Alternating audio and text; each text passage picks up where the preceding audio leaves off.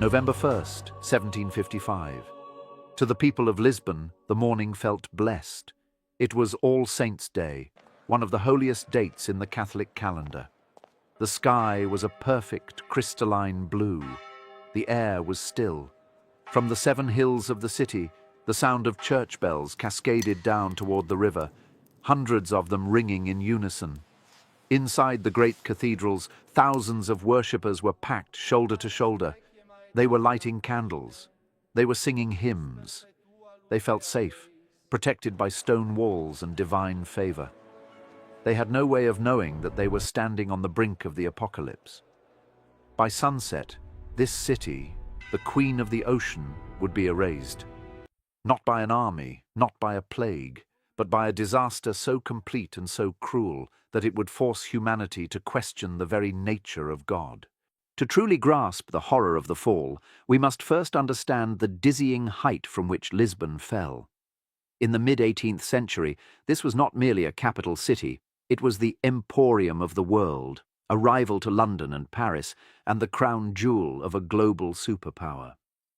The Portuguese Empire stretched from the diamond mines of Brazil to the spice markets of Goa and Macau, and all that wealth funneled through the mouth of the Tagus River. If you walked the winding medieval streets on that morning, you would have been overwhelmed by the sensory overload of a golden age.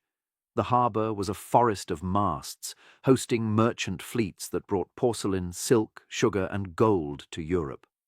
The skyline was dominated by the Ribeira Palace, a testament to opulence, housing libraries filled with the priceless records of the Age of Discovery.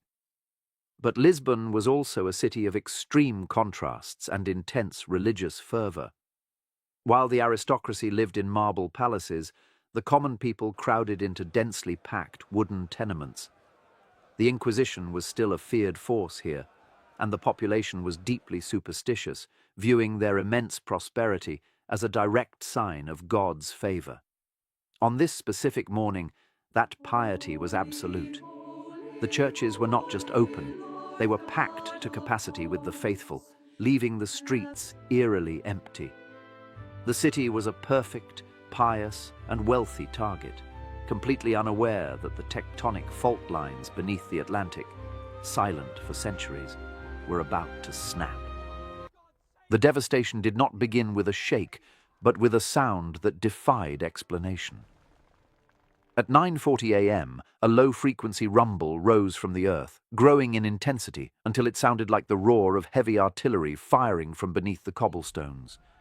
Survivors later recounted that the noise was so deafening it drowned out the screams of the city. Then, the first jolt hit. Seismologists today estimate the quake was a magnitude 8.5 to 9.0, releasing energy equivalent to 32,000 Hiroshima bombs. The shaking lasted for an excruciating 3.5 to 6 minutes, an eternity in geological terms. The violence of the motion was so extreme that it didn't just crack buildings, it liquefied the soil in the lower parts of the city. The great Gothic cathedrals, with their heavy stone roofs and soaring arches, became death traps. Because it was All Saints' Day, the churches were filled to capacity. As the masonry failed, the roofs collapsed inward, crushing thousands of worshippers instantly in the very pews where they prayed for salvation. The air instantly turned black. The collapse of thousands of limestone buildings released a massive cloud of lime dust that blotted out the sun, turning the bright morning into a choking, suffocating twilight. Disoriented, bleeding, and blinded by dust, The survivors who clawed their way out of the rubble were gripped by a single terrifying thought. This was not a natural disaster. This was the biblical apocalypse. Driven by the primal instinct to survive, tens of thousands of people fled the narrow, rubble-choked streets of the city centre. They ran downhill, away from the falling stone, toward the one place that felt open and safe, the broad stone docks of the Tagus River harbour. By 10 a.m., the waterfront was crowded with the injured and the terrified, thanking God that the worst was over. But the geology of the event had one more cruel twist waiting for them. Those standing on the docks noticed a strange phenomenon. The river water began to retreat rapidly, sucked backward into the Atlantic as if a giant plug had been pulled from the ocean floor. The receding water revealed a sight no human had ever seen. The muddy bottom of the harbour, littered with ancient shipwrecks, lost anchors, and cargoes of gold that had been submerged for centuries. Tragically, curiosity overcame fear. Many people ventured onto the exposed riverbed to scavenge or investigate, unaware of the physics at play.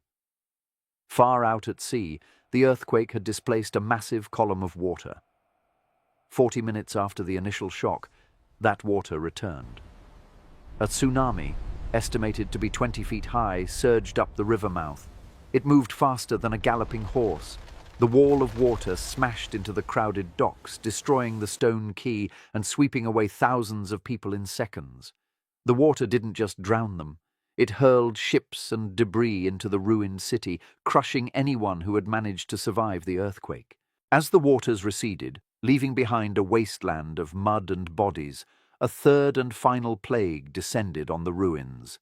The destruction of the earthquake had been physical, and the tsunami had been hydrological, but the fire was a tragedy of timing. On All Saints' Day, every church, altar, and private home was illuminated with votive candles. When the buildings collapsed, these thousands of open flames were tipped onto dry timber, fabric tapestries, and wooden furniture. Fanned by a strong northeasterly wind that whipped through the shattered windows, the scattered fires merged into a singular, uncontrollable firestorm. The heat became so intense that it created its own weather system, sucking oxygen out of the air and asphyxiating survivors hiding in underground cellars who had escaped the quake and the wave. The fire raged for 5 full days. It was this inferno, more than the earthquake, that erased the history of Portugal. The Royal Hospital burned with hundreds of patients trapped inside. The magnificent Royal Library, housing 70,000 rare books and the only detailed records of Vasco da Gama's voyages, was reduced to ash. Paintings by Titian, Rubens, and Caravaggio were lost forever. When the flames finally died down, Lisbon was no longer a city of white stone and gold. It was a blackened skeleton. The fire had finished what the earth began, ensuring that 85% of the city's buildings were destroyed and leaving the survivors in a landscape that looked like hell on earth. In the immediate aftermath, social order collapsed. The king, Joseph I, survived the quake but was psychologically shattered. He developed an intense phobia of walled buildings and spent the rest of his reign living in a complex of tents in the hills. The vacuum of leadership was filled by his prime minister, Sebastião José de Carvalho e Melo, the Marquis of Pombal. Pombal was a man of the Enlightenment, cold, rational, and ruthlessly efficient. While others prayed, he acted. He famously declared, "We bury the dead and feed the living." To prevent the spread of the plague, he defied religious doctrine and ordered thousands of bloating bodies to be loaded onto barges and buried at sea, a sin in the eyes of the church, but a necessity for survival. He deployed gallows in the ruins to hang looters, restoring order through brute force. But his greatest legacy was the Reconstruction. He refused to rebuild the city's chaotic medieval layout. Instead, he hired military engineers to design a grid system of wide avenues and large squares. Most revolutionized was the invention of the gaiola pombalina, pombaline cage, a flexible wooden framework built inside the masonry walls.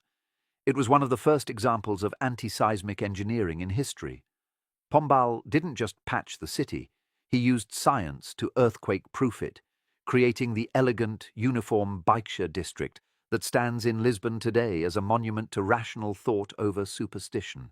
Today, if you walk through Lisbon, you are walking through the vision of the Marquis of Pombal. The streets are wide, the sun shines on the limestone. It is beautiful. But if you look closely, the scars are still there. The story of 1755 is a humbling reminder of our fragility. We build our civilization